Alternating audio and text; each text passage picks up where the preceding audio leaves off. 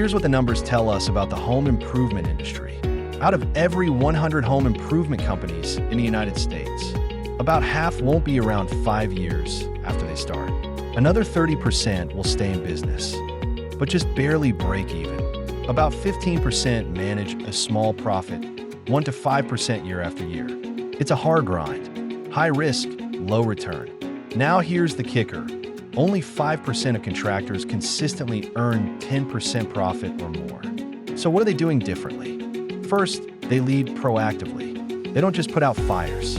They build a system, a rhythm. Second, they know their numbers. Accurate financials, real KPIs, weekly reviews. Third, they plan ahead, not just for sales, but for marketing, production, hiring, even culture. If you made it past year 5, congratulations. That puts you ahead of half the market already. But if you want to move from surviving to thriving, it takes more than hustle. It takes leadership, it takes data, and it takes a clear, intentional plan. Lead with purpose. Join the top 5%. Start today.